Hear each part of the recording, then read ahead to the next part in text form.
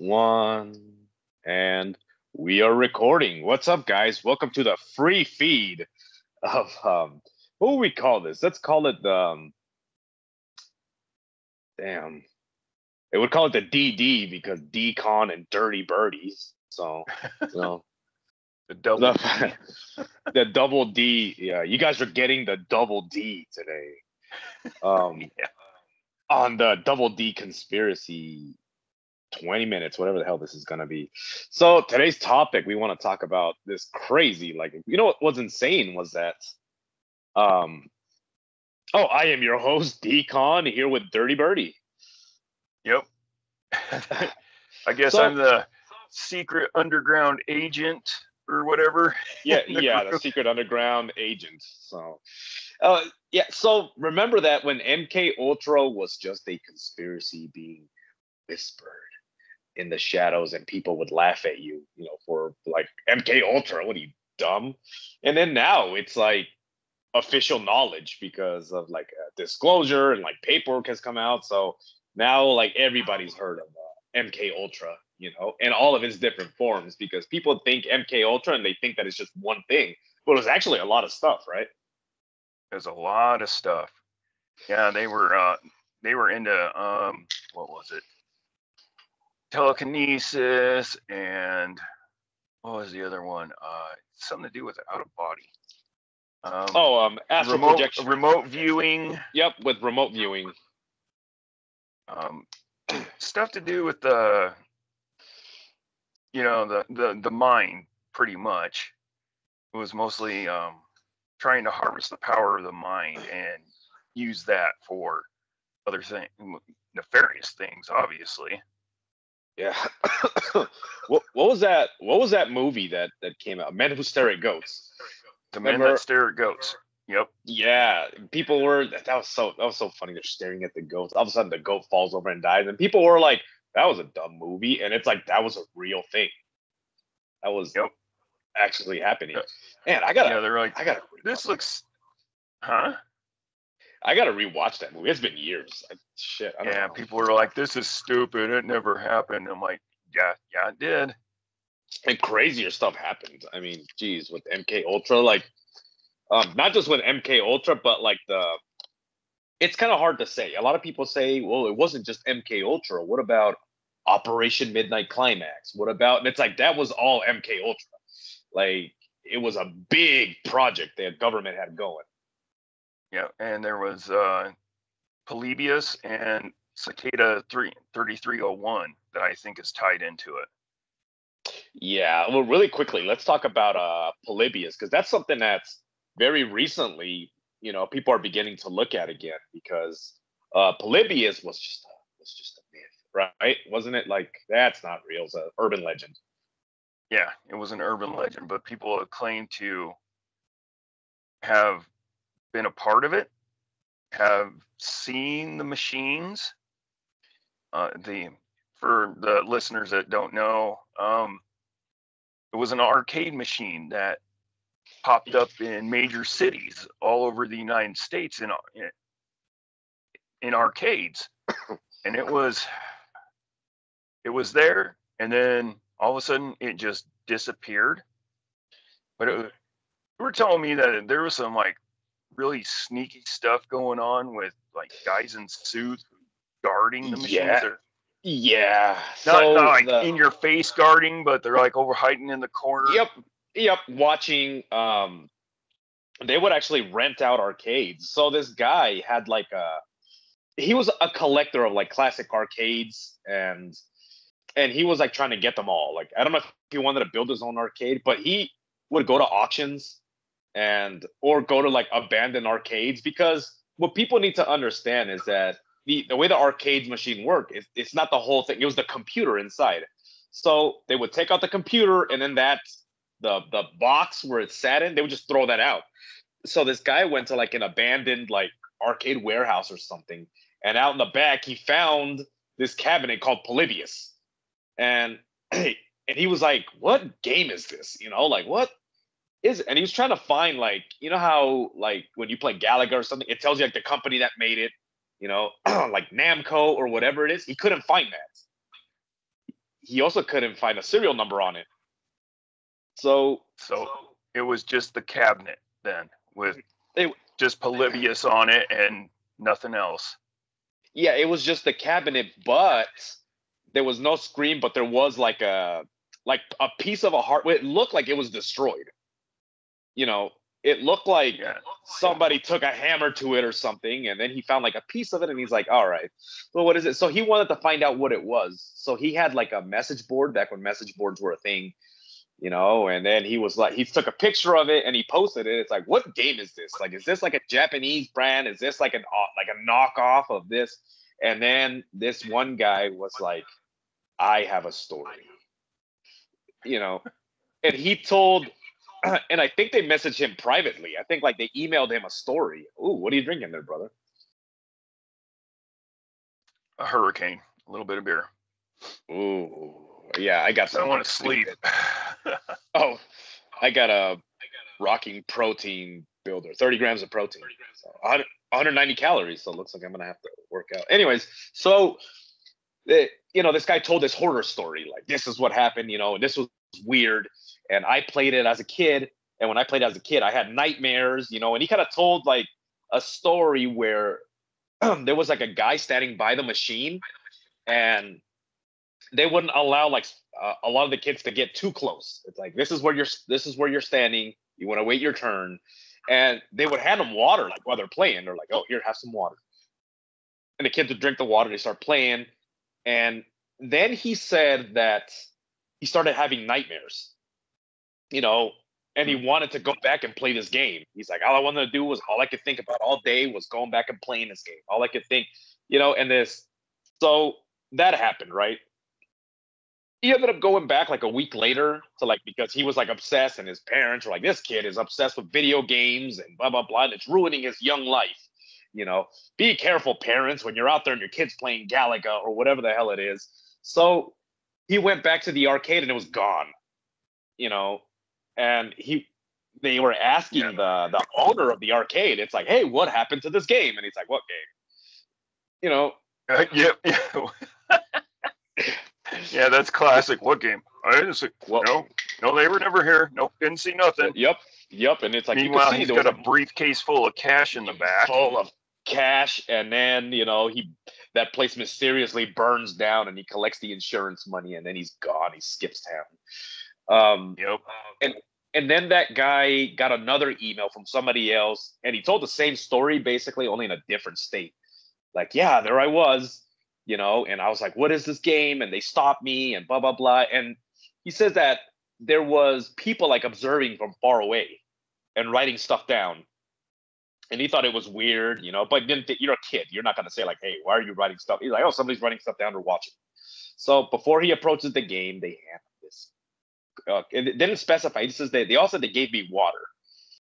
And by the way, this is like 20 people. This wasn't like 2 or 3 people. There's like 20 people privately like emailing this guy, and then people started hopping on the message boards. It's like, yeah, I remember that game.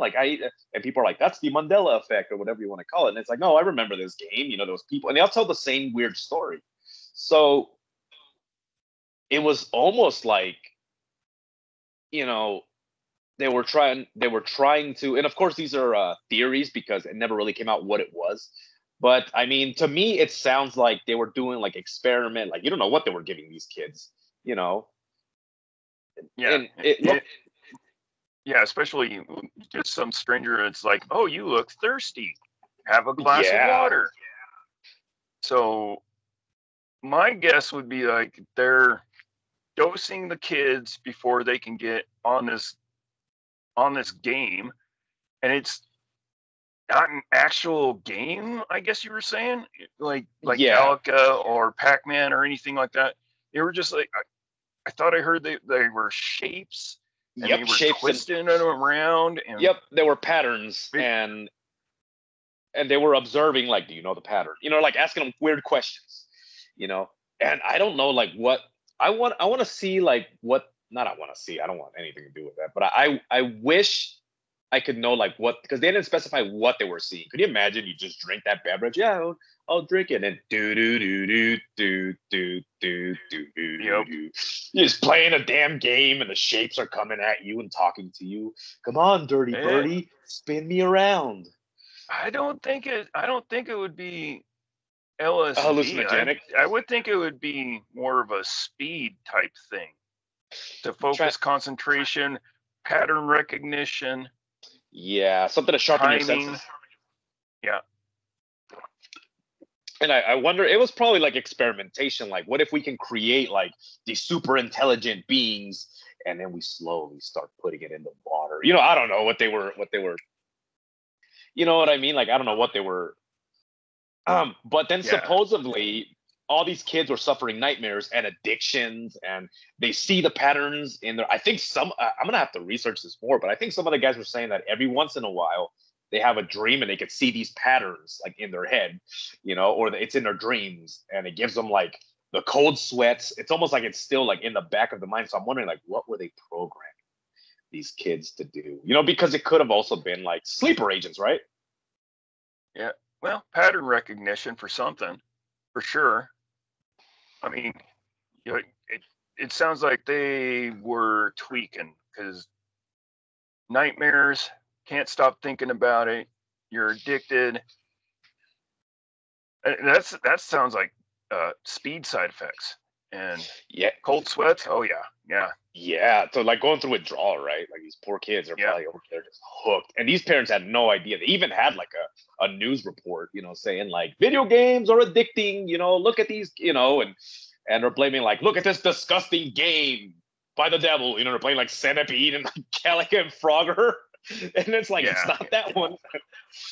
Well, yeah, and the 80s too was in the throes of the satanic panic. So whatever they didn't understand was the devil. So yeah, like they're putting subliminal, but what's crazy with the whole satanic panic is like they're backmasking and all that kind of stuff. They did experiment with backmasking, trying to see if they can get people to follow orders by just playing like hidden messages, a lot of things. But that's a completely different topic.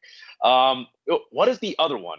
Okay. Oh, but by the way, so one of the I should have researched the name of this guy. I think it was like either Dr. Sunshine or Dr. Happy, one of those weird like names. We're just gonna call him that. Feelgood? Or Dr. Feelgood. Let's just call him Dr. Feelgood. That might have even been his code name. I don't know. So I don't even think that was his real name. I just think that's probably what they called him because of his job. Like, hey, call the doctor. He's gonna make you feel much better. So supposedly, and I say supposedly, allegedly, when the kids were like saying like your kids are going through withdrawal, let me call a specialist. They saw a doctor. We'll call him Dr. Feelgood just for the sake of this episode. It's like, well, Dr. Feelgood came in, and then he was like, let me look. Tell me about like your experience. So supposedly this guy put the kids in therapy. All of a sudden they shut up and they didn't like really talk about it anymore. So until they're adults.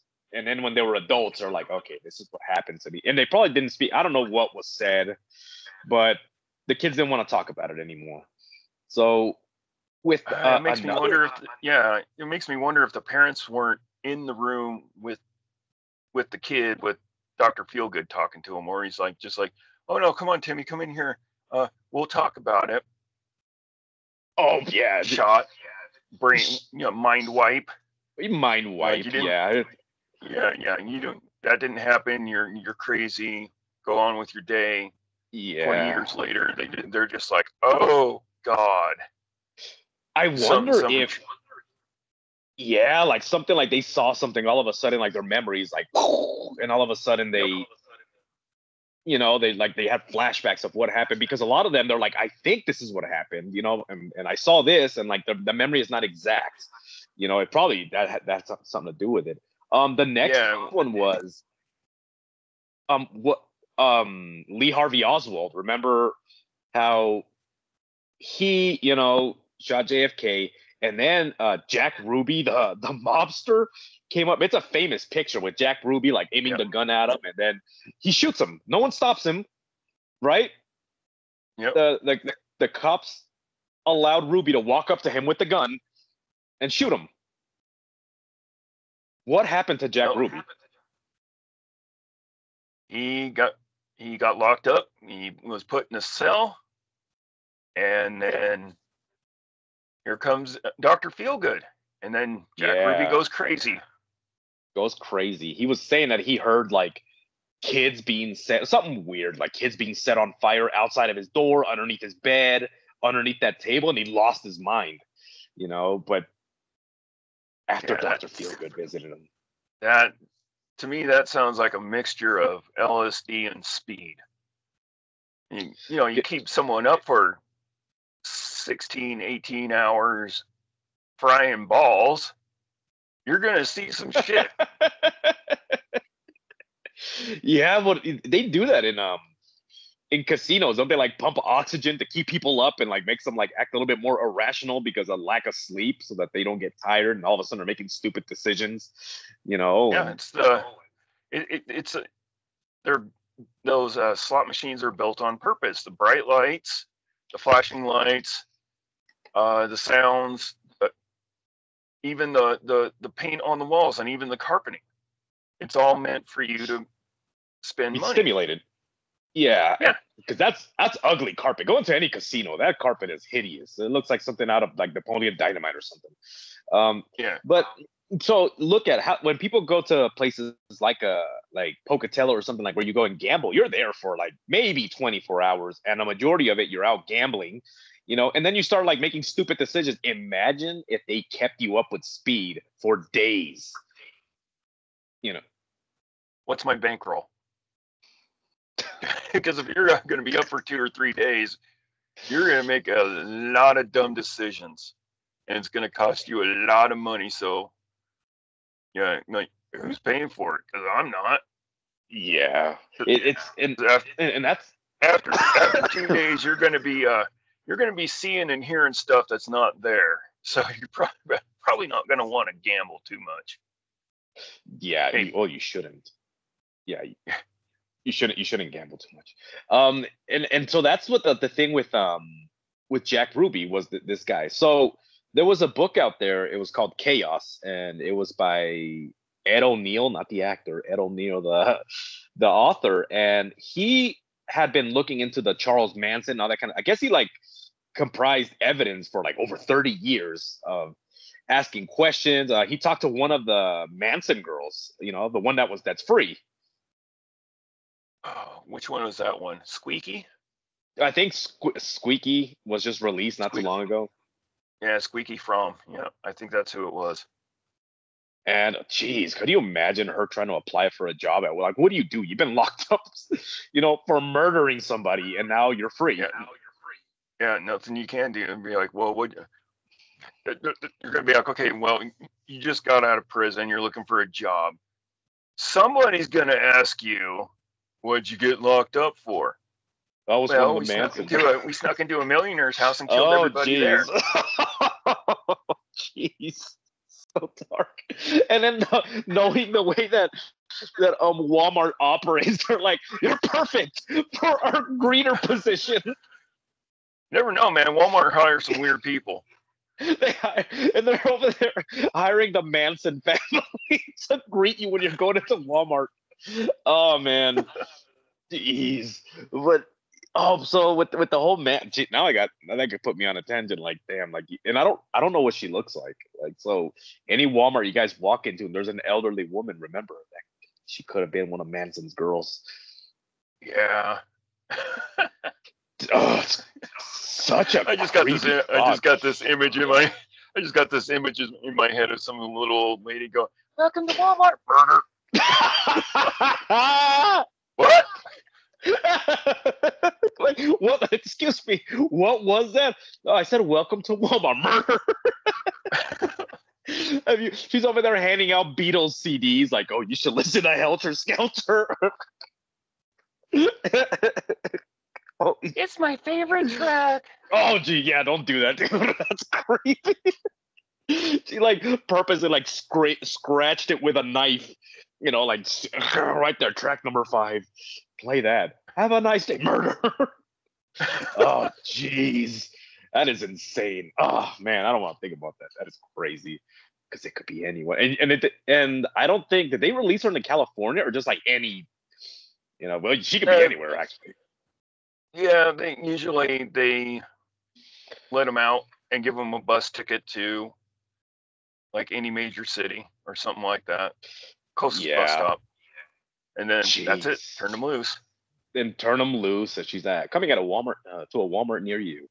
Would you imagine getting an autograph from her? Like, excuse me, can you sign this kitchen knife? Jeez. Oh, that's so creepy. Can you sign this pregnancy test? Oh, all right, that's. Uh, oh, that is nuts. So anyway, so back to the Manson thing. In this guy was asking her questions and then asking other people that were around Manson that because there was people in the group that when they were hanging out with Manson and then he like told them this is the plan, you know, they're like, yeah, I'm not doing that. And so they kind of like told him stories of like what was going on, and apparently, he told them that that Manson was meeting with this guy that was giving him like a lot of LSD. There's like Yep. lots and lots of it. So that's why he was able to distribute it so easily. So he was in and out of prison since he was a kid, right? Like petty theft, prostitution at some Yep. point, I think. Um, Yeah. and he would go in and even an assault. I think he assaulted somebody. He talked a couple of guys into assault. Damn, can you imagine that? You know how charismatic that guy must have been. That he just talked a couple of his neighbors. So like, hey, help me beat this guy up and rob him. And they're like, oh, okay. Okay. If one of my neighbors came over and was like, "Hey, come help me beat this guy up," I'm like, "You need to leave right now." Yeah, you need to get out of But here. I got this magic liquid that'll change your Oh, mind. damn, dude, you're so good at that. That's crazy. And doing just those weird, like that's what exactly I imagine Manson to sound like. Hey, I got this liquid, man. Let me put it in your protein drink, man. Yeah, he little mixes it in front of. magic, little magic bottle. We're gonna get on the magic school bus, and then Yep. next thing you know, you're kicking this poor guy that is on the ground and you're robbing him. So damn, so they assaulted this guy and they threw him into prison. And I guess he was only there for like not even a full day. And then he saw a doctor who was like, "Oh, let me evaluate him." And he goes in there, and his doctor feel good, and then turns him loose. He's like, he's good. Yeah. How many times did he do that though? Just once, Oh, or it had to be going to like jail. multiple times? Oh, going to Yeah. Doctor Feelgood. No, So, no, no, no, no. When he was in the Manson family, and oh, I think he went to jail. Didn't he go to jail a couple of times, and then he was out like the very same day? well, according to this book, I should I have don't. done a little bit more research, but I'm pretty sure it was like over 5 times. Like stuff Yeah. that you were to think where a judge would be like, you know what, man, this is the 5th time. You gotta stay in here for at least 30 days. But he was turned loose that day or the day after. Yeah. I mean, yeah, he had a friend in high places that would just like, the judge would be like, okay, 30 days in county jail. And then somebody walks in and goes into the judge's chambers. And then next thing you know, it's like, okay, let's go. All right, let's get out of here. You got to see the good doctor. And then he would see the doctor, get a bunch of LSD, and then go commit an atrocity. You know what was nuts was that even in prison, he was getting like all these people to follow him, like through not just through letters, but how many times did he get married in prison? I don't know. Maybe You guys can. if I can remember right, I'm just hazarding a guess here, probably like 2 or 3 times, maybe. It was Yeah, insane, and the amount of marriage proposals he would get through the yeah, mail. that was crazy. There was like over 100 of, you know, and I guess that some of the inmates would say that this guy's commissary, he had everything because people would fill his books, you know, I don't get it at all. and through letters, dude. You know, Yeah. yeah, and just people just wanted to write to him. And I think they also like televised one of his interviews, and he was like talking man, and he was like doing all these kind of things, and yeah, like he was doing like these weird hand gestures, which I guess were like some people found to be very hypnotic. The way that I'm like, damn, like this guy was demonically possessed. That is crazy. So yeah, well, he wasn't dumb by any means. He was pretty street smart. He knew how to manipulate people. And then, yeah, like me. Dose them with LSD. They're feeling good, and then you can just go in there and be like, "Hey, man, you should probably do this." And then help me beat up the neighbor. And they're like, "I don't know." And then the next day doses them again and be like, "Hey, let's do the thing." Hop on this bus. Didn't he get a bus out in the desert where people that look at it like, that's impossible? How the hell did you get this bus? Wasn't he driving around in a school bus? I don't know. I don't remember. I wouldn't put him past him though, because I mean, you're running a convent, I guess. Yeah. So people need a place to sleep in a big Bluebird bus and probably do it. You rip out the seats and lay like blankets down on the floor. That was nuts. And I think that there was a story, I might have misheard this, but I think there was a story where he owed the landlord like a bunch, like before he actually moved out to the desert. He lived in his apartment. He wasn't paying his rent. So the landlord went in there and he was having like one of his groovy parties, man. And the landlord went over there to basically like to charge rent. It's like, dude, you owe me this much money. And some of the witnesses says that Manson just like took him aside. He was having this conversation with him, like this stuff. And then the landlord like gives him money. Like the landlord like just takes out his wallet and like hands him money. And then he just walks out. And and people were like, he got the guy that he owed so much money to give him more money. And how does that work? I don't know. That's what I'm saying. It's creepy. Unless he was probably like, hey, see all these guys back here? That's in my apartment partying. They'll kill you. If you want me to leave, give me some money. Give me some money and get me a job at Walmart. I'm just let me be a Walmart greeter. Man, if that guy was a Walmart greeter, you buy dumb stuff because he'd convince you to buy anything. Buy a protractor, man. It's like, dude, I'm like in my 30s. It's like, get a protractor, man. All right, I'll take them all. Yeah. Just imagine him. Oh, that's an evil thought. Yeah. Just imagine him working at Costco and handing out drinks. Oh man, as the like free sample guy, the like, free sample guy. I got this good LSD fizzy water, man. And next thing you know, you're in the snack section and your grocery cart's filled halfway up, and you're like, with all the stuff they need. No one noticed. Well, no one cares that he's like giving these free samples, this fizzy water out of a paint bucket that he's got by his feet.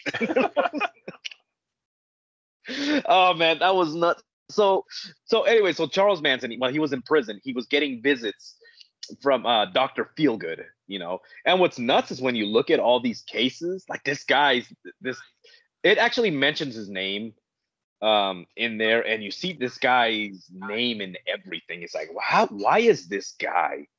Why is his name? Who is this guy? Like whenever there's like a mind control or something weird with like just something strange where somebody does something crazy that you're like, why would he do that?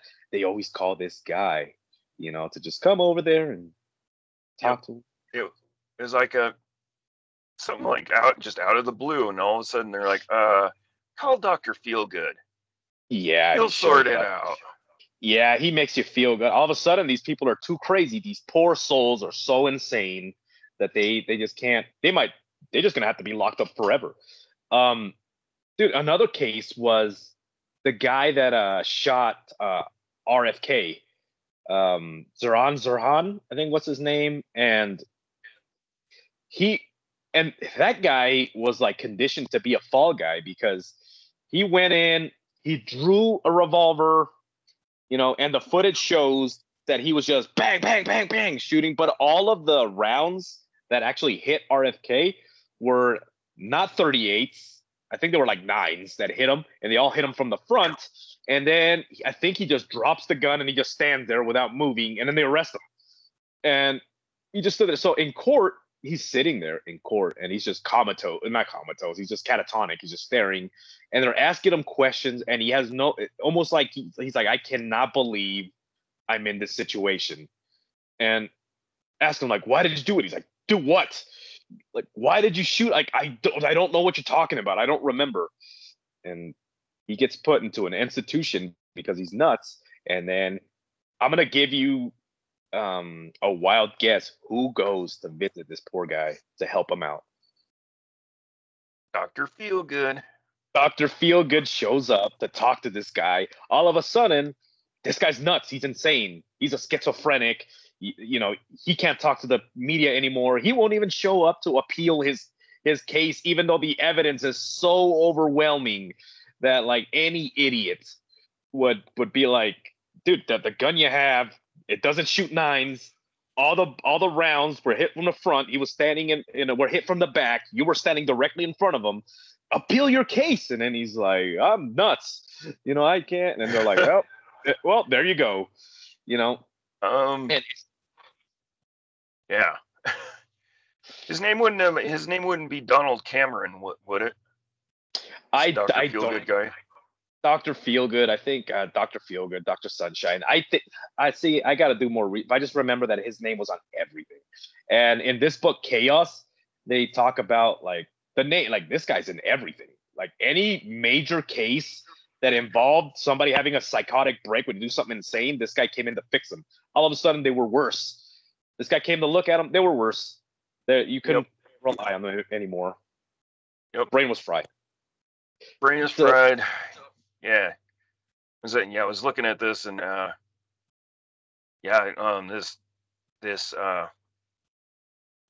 this Cameron guy, he would dose patients and play tapes of noises or suggestions while they were comatose. Yep. And he left them for months at a time. Giving them amnesia and stuff like that. Yeah. So he would do these kind of things, and he would bring in people to look at his work, and he's like, watch this.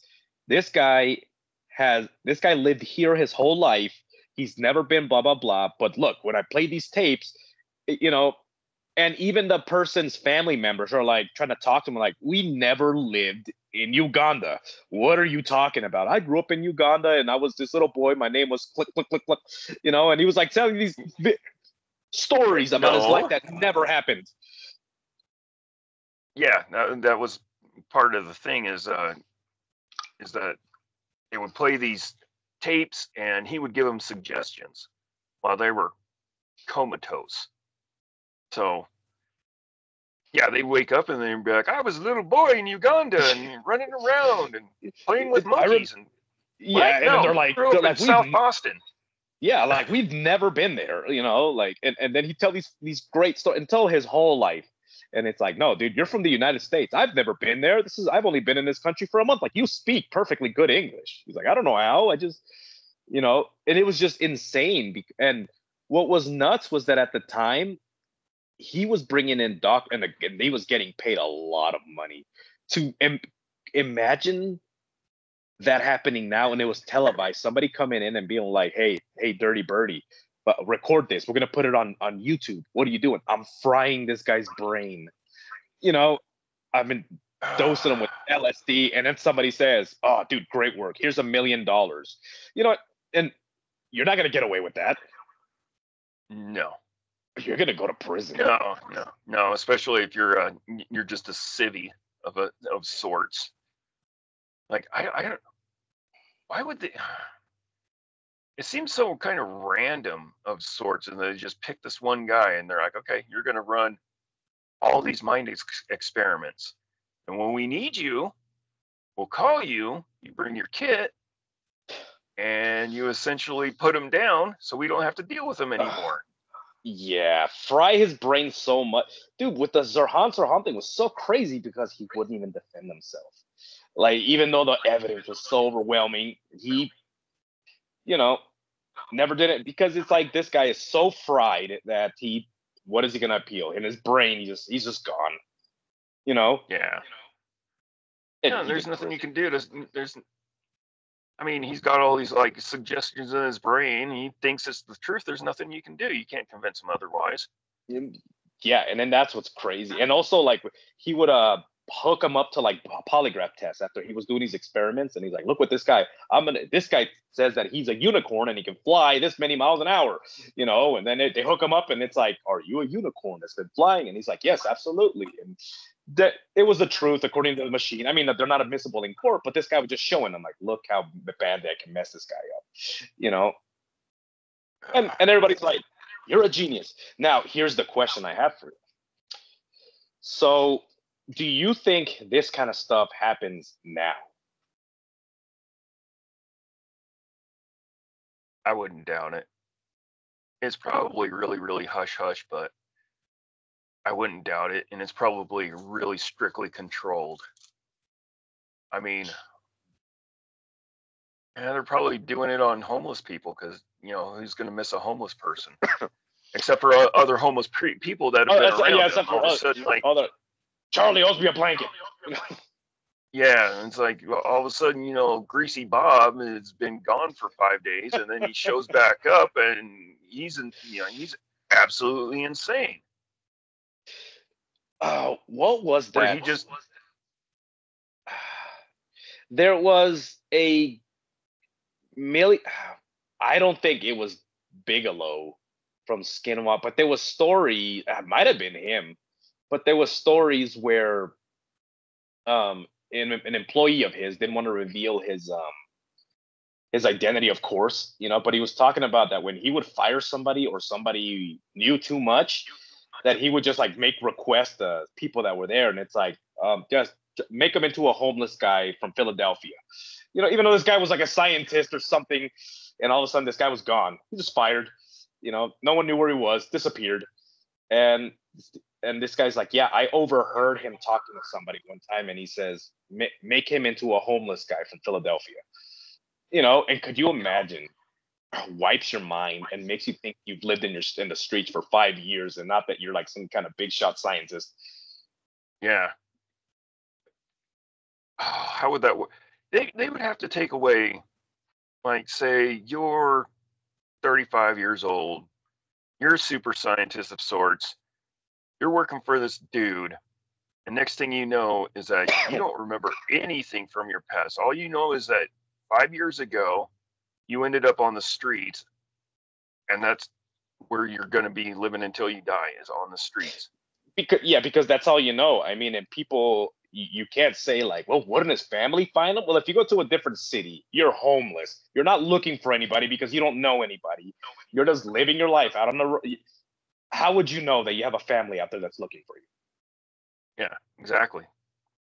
I So mean, when I say all your whole past is gone, all of it is it's gone. gone. You don't. So And yeah, and exactly. You're like, that's what was terrifying. that? Dude, there was actually a case. Damn, I wish I would have looked this up. But there was a case where this homeless guy. What was the case? Now, for you listeners, you guys are gonna have to, you know, research. There was a homeless guy who the last thing he remembers was coming out of a building and looking around, and all of a sudden, that's the last thing he remembered. And then he was like on the streets for like 20 years. And this one guy felt so bad for him because he's like, how did you end up on the streets? He's like, I don't know. I just remember going outside, looking around, and then blank, and now I'm on the streets. So this guy ended up like getting a whole team together and like trying to find who this guy was. Now he was an old man, by the way. He was an old man, and they like basically like pieced together his past somehow. It took a long time, asking questions, like putting his image everywhere. Do you guys know? Do you guys know who this is? And everyone's like, I don't know. So then they end up taking like one of these programs where they're basically made him look younger. somebody was like, I think that's my uncle. And it's like, what? And he goes, yeah, that's my uncle or something like that. He was like one of my family members. And then he went and he's talking to this guy. This guy doesn't know who he is. He's like, I don't know who this young man is. And this guy's like, yeah, one day you just disappeared and we couldn't find you. So we don't know where you went. And then they start showing him like pictures of like when he was young. And he was just a regular guy. He did all these things. And then no one knows how is it that he ended up in the streets for 20 years. So I'm just, you work for Bigelow. That's interesting. The Bigelow. Oh God. Could you imagine? Could you imagine that you're like in that working for Bigelow? You get up to get yourself a cup of coffee. You wander past his office, and you just hear him say, "Make him a homeless guy from Philly." Oh, gee. Yeah. Oh, like, nope, we're done here. Oh, yeah. Could you, oh, damn, you would be on your best behavior. You're like, Bertie, you're late again. You're late again. Drink this water. Yeah, drink it. Hey, man, you look thirsty. Here, drink this coffee. It's like, oh, I'll never be late again. Oh, you won't have to worry about that anymore. And then next thing you know, you wake up and there you are underneath the bridge. You're like, drink this coffee. Look at this pin. Boop. You're like, yeah. Choo. The Men in Black thing. Will Smith comes up and slaps you. You know, it's not even the pen thing that does the flash. He just walks up and he just smacks you across the face. And you just wake up underneath the bridge. You know. That's terrifying. Dude, that is crazy. Dude, we're gonna have to cut this episode short. But yeah, so anyways, guys, pretty soon you can find stuff like this on Patreon. So just I'll keep you posted. So this was fun, dude. This topic is so nuts. We can go for hours because we just covered 3 stories and then a bunch. There's over 10. I mean, we didn't even cover the dream surveys. We didn't cover, you know. Cicada. I can't even talk. Cicada? Cicada? Yeah. The big bug that screams on trees in the summer. Yeah, that. Yeah. We didn't even cover Havana syndrome, all these kind of different forms of like mind control and mind scrambling things. So you guys just be on the lookout for that in the future. So, oh, that's weird. I'm pretty sure that cup just levitated. Anyways, so just keep so yeah, we'll just keep you guys posted. Dude, this was fun. Let's keep doing this kind of stuff. So anyways, guys, like and subscribe. I was Decon. This was the amazing Dirty Birdie. And remember, guys, I'm gonna use my. And remember, guys, just because you're paranoid doesn't mean they're not after you.